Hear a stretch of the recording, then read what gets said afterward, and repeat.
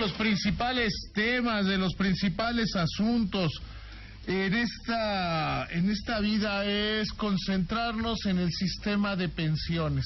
Porque hay de todo, ¿eh? Como ustedes saben, yo a lo largo de mi carrera me he concentrado mucho en esto que el sistema de pensiones. Cuando yo empezaba en el periodismo, en los primeros años del periodismo, era cuando empezamos con el sistema de ahorro para el retiro, el SAR, y después surgió la Comisión Nacional del SAR, y hoy hemos visto cómo hay algunos mexicanos que ciertamente tienen alguna posibilidad de jubilarse con una pensión que sería entre el 30 o 40% de su último sueldo, es decir, muy poco, muy poquito, pero eso es mejor que nada. Habría que recordar que los sistemas de reparto de los que veníamos, esos en los cuales el Instituto Mexicano del Seguro Social se encargaba de dar pensión, fracasaron en todo el mundo. Los mexicanos optamos por un sistema parecido al chileno, un sistema en el cual cada trabajador es dueño de su propia afore. Estas afores operan de manera privada. Estas afores compiten, básicamente lo hacen en comisión y rendimiento. Ya la comisión y el rendimiento se han venido achatando de una manera verdaderamente importante. Y todos estos factores nos llevan a preguntarnos cómo estamos en el sistema de pensiones. La Comisión Nacional del SAR, créame, no tengo duda, ha hecho un trabajo de excelencia. Hágalo bien, de excelencia en el sistema de pensiones. Quizá deberíamos ya darle alguna sacudida. Lo he hablado muchas veces con Carlos Ramírez, el presidente de la Comisión Nacional del SAR. Sin embargo, sí hemos venido trabajando. Se ha llegado hasta donde la ley lo ha permitido y es tiempo, ha llegado el momento de hacer una modificación importante en torno a cuál es el futuro. Hoy, ¿dónde estamos parados? Bueno, estamos parados con un sistema de pensiones que crece, que da rendimientos cada vez más grandes, sin embargo que resulta insuficiente. 6 de cada 10 mexicanos no están ahorrando para sus pensiones. Hoy, de hecho, el gobernador de Banco de México, Agustín Cárcel, decía que la informalidad, hay 3 problemas en el sistema de pensiones, y destacaba de la informalidad en 2 vertientes. Decía, bueno, mientras haya mucha gente en la economía informal, gente que no está ahorrando para su pensión, eso genera un problema con la masa de pensiones. Y un poco más adelante retomaré lo que decía sobre las otras 2 partes. Quedémonos entonces nada más con esta parte, que hay muchos mexicanos que están fuera del sistema de pensiones. La Comisión Nacional del SAR ha venido trabajando de una manera importante, de una manera muy destacada, en dotar a los mexicanos de herramientas para el sistema de pensiones, de darles mayores atribuciones.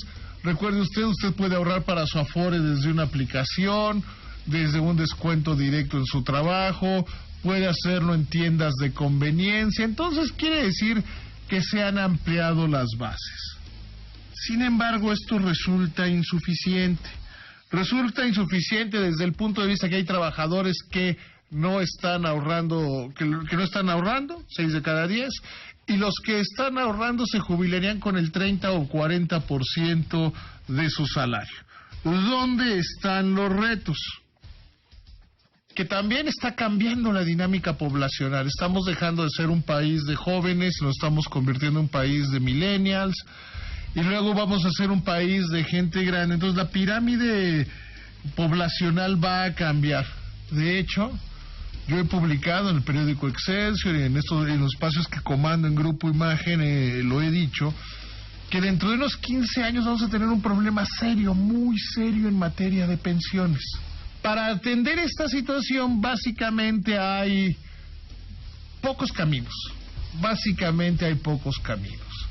Las aportaciones voluntarias sí se pueden seguir explotando, pero es necesario, es indispensable que éstas vengan acompañadas de pues un mejor tratamiento fiscal, una mayor promoción por parte de las autoridades. En términos generales no se puede hacer mucho más. En cuanto a cómo aumentar las pensiones, es donde comenzamos a tener una cierta dificultad. Que se deben aumentar las pensiones, sí.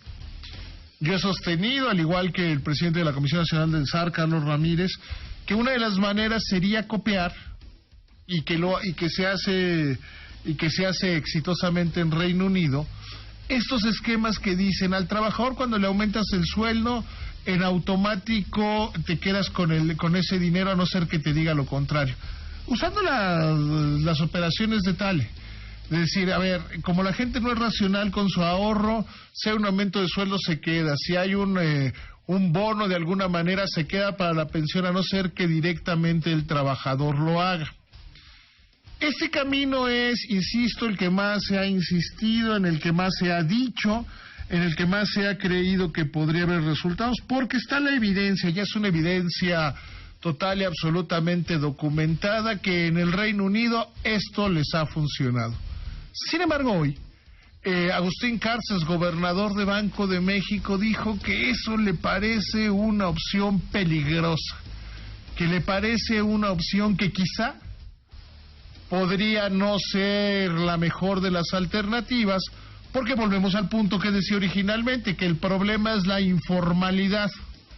Entonces, que si las cuotas obrero-patronales destinadas a las pensiones aumentan tanto, se generarían incentivos para que la gente regrese a la economía informal.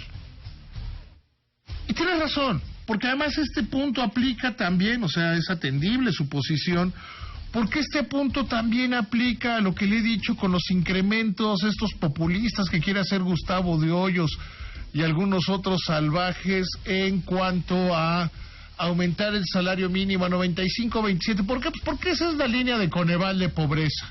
¿Y por qué? Porque suena bien sin preguntar si los patrones lo aguantan, cuál es el impacto que podría tener en las finanzas públicas.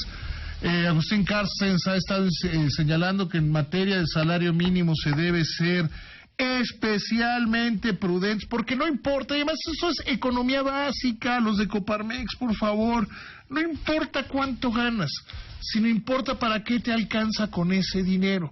Eso es mucho más importante, disminuir la inflación, tenerla contenida, que andar haciendo aumentos. Si el aumento al salario mínimo genera inflación, entonces la inflación se come el aumento al salario mínimo. Vean la historia de México en los 70, México en los 80, vean la historia de Venezuela. Entonces no sirve absolutamente de nada el incremento al salario mínimo. Si se aumentan las cuotas obrero-patronales para pensiones, que en México son equivalentes a la mitad del promedio, los colombianos, los bolivianos, los chilenos pagan, aportan a su pensión el doble de lo que estamos aportando en promedio los mexicanos para las pensiones a través de las Afores. Entonces uno dice, bueno, si se aumentan demasiado, o sea, si se aumentan por un acto de ley y se aumentan demasiado, pueden hacer que la gente se vaya a la economía informal. Sigue siendo valioso, sigue siendo relevante el punto de decir, bueno, y cuando sea por bonos, cuando sea de esta manera, entonces sí podría resultar muchísimo más atractivo. El hecho es concreto, el hecho es una discusión que debemos tener los mexicanos hacia dónde aumentar, hacia dónde o cómo fortalecer nuestro sistema de pensiones. Hay que ser muy claros. Punto número 1. Si no cambiamos las cosas hoy, en 15 años vamos a enfrentar un tsunami en materia de pensiones. Punto número 2. Las leyes, las discusiones de cuotas, comisiones, las herramientas que puede aplicar la Comisión Nacional del SAR, parecería que ya han llegado a su límite. Entonces nos queda hacer cambios regulatorios. Lo que es necesario es enfrentarlo desde la medida regulatoria. ¿Cómo lo vamos a hacer? Uno de los caminos podría ser que se decrete un incremento en las cuotas obrero-patronales, lo cual, puntualiza muy bien el todavía gobernador de Banco de México, podría implicar que más gente se fuera a la economía informal, porque, ojo, 6 de cada 10, hay que tener ese dato total y absolutamente claro, porque 6 de cada 10 personas en este país, 6 de cada 10 miembros de la población económicamente activa, 6 de cada 10 personas que algún día, la inmensa mayoría dentro de 15 años llegarán a la edad de jubilación, no están ahorrando, y los que sí están ahorrando lo hacen muy poco. El segundo sistema, insisto, que es el que yo he propuesto, que comparte conmigo el presidente de la Comisión Nacional del SAR, Carlos Ramírez, es ir hacia un esquema en el cual le aumentan al trabajador, aumenta la cuota, a no ser que el trabajador diga que no. Un esquema en el cual si le dan un bono, en México se podría hacer el aguinaldo o el reparto de utilidades, el trabajador abiertamente tenga que decir que no quiere que se vaya a su fondo de pensiones. Si no cambiamos hoy, si no comenzamos a cambiar hoy que al 85% de los trabajadores les faltan unos 15 años para llegar a la edad de jubilación, va a ser muy, pero muy tarde. Va a ser verdaderamente tarde si tratamos de ajustar las cosas después. Tenemos que tomar decisiones, debemos tomar decisiones urgentes desde el punto de vista legislativo. Pero hay, a manera de colofón, hay otra arista. Usted, ¿qué está haciendo usted para su pensión? Piénselo, es muy claro. Si tiene Afore, se jubilaría con el 30 o 40% de lo que gana, que créame, no le alcanzaría para casi nada. Si no está en una Afore, ¿qué está haciendo para ahorrar para su futuro? Quédese con esa pregunta y vea la necesidad de usted hacer algo. Hay dentro de los seguros, dentro de la banca, instrumentos que usted puede contratar a manera de fideicomisos. Desgraciadamente la gente comienza a preocuparse por el tema de la pensión después de los 40 años. Después de los 45 ya es un drama para la mayoría de las personas. Pero ya le quedan pocos años activos. El mejor momento para empezar a ahorrar es siendo joven. Entre más joven, mejor. Si tiene 21 o 22 años, si tiene su primer trabajo, le puede destinar mucho al ahorro, porque ese se potencia de una manera muy importante. No se espere a los cambios regulatorios, no espere a la discusión. Tome usted decisiones, porque créame, si usted tiene una buena vida, va a llegar a viejo. Si usted tiene una buena vida que le permita llegar a viejo, no hay nada más triste que ser un pobre viejo. Esa es mi palabra.